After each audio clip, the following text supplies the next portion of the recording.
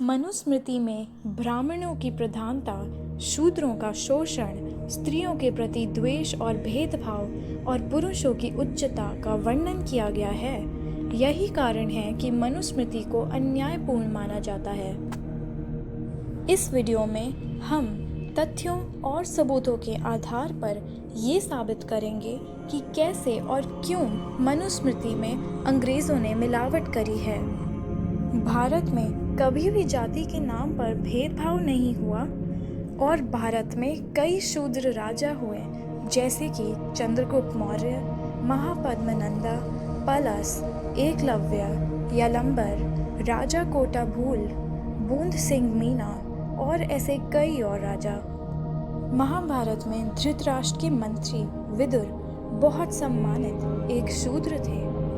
भगवान राम ने शबरी के झूठे बेर खाए। शबरी एक शूद्र।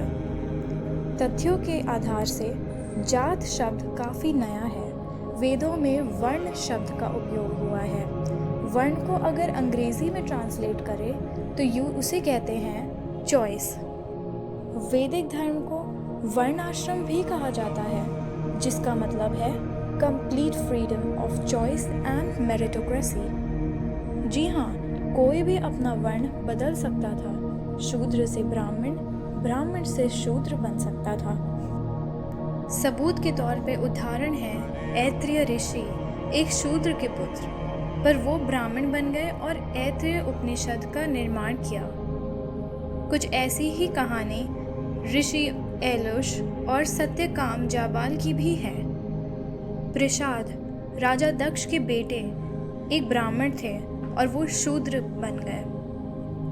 वेदों में शूद्र शब्द करीब 20 बार उपयोग हुआ है, जहाँ पर शूद्रों को अनटचेबल्स नहीं कहा गया है। शूद्रों पर पढ़ाई की पाबंदी नहीं लगाई गई है और वर्णों का जन्म से कोई संबंध नहीं बताया गया है। सवाल ये है कि फिर मनुस्मृति में ऐसा क्यों लिखा गया है? तथ्यों के आधार पर जो मनुस्मृति आजकल उपयोग में है वो असली यानी कि ओरिजिनल नहीं है।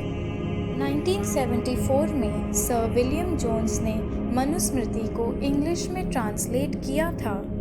ट्रांसलेशन के समय उसमें काफ़ी एडिटिंग करी गई, काफ़ी प्रक्षेप किया गया। उन्हीं का मनुस्मृति वर्जन आज उपयोग में है। अंग्रेज़ों ने पंडितों की मदद ली और मनुस्मृति में काफ़ी एडिटिंग कराई। उसमें कुछ एक्स्ट्रा चीज़ें जोड़ी तो कुछ चीज़ें हटा दी।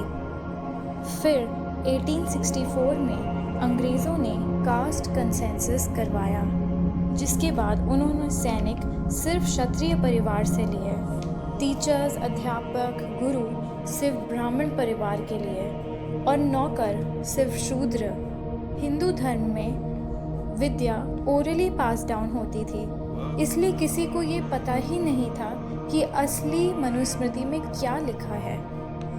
अंग्रेज़ों ने मनुस्मृति को हिंदुओं के लिए लीगल टेक्स्ट बनाया और इनको ये स्कूल में पढ़ाया, जो कि फेक वर्जन था। इस फेक वर्जन में ब्राह्मण supremacy, suppression of women, exploitation of शूद्र और रेसिज्म को प्रमोट किया गया था।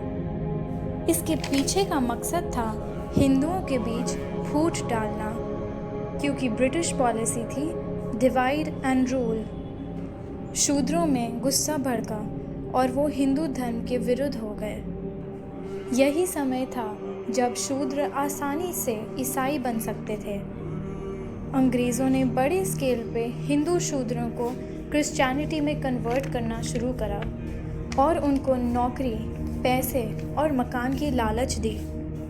पर उसके पीछे का मकसद क्या था अंग्रेज़ों का?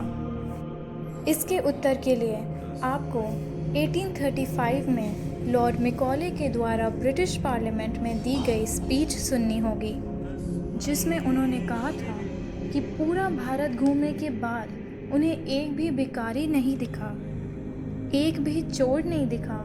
यहाँ लोग अच्छाई से भरपूर हैं। यहाँ लोगों में बहुत क्षमता है और ऐसे देश को गुलाम बनाना असंभव है जब तक कि हम उसकी जड़ को ना काट दें।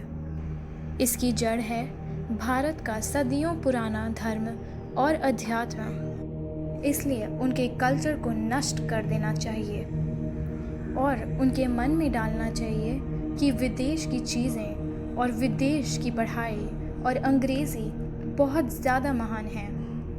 इससे भारतीय अपने गर्व और अभिमान को खो देंगे और अपने धर्म को नीच मानेंगे। इससे उन पर राज्य करना काफ़ी आसान हो जाएगा।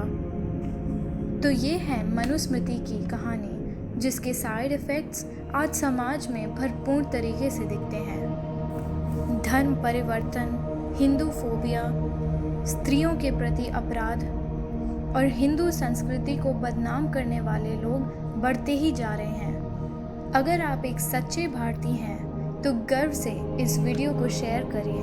भारत को फिर से महान बनाने में अपनी भूमिका अदा करिए। इस वीडियो को लाइक और शेयर करिए और मुझे कमेंट्स में बताइए कि आपको ये वीडियो कैसी लगी। धन्यवाद।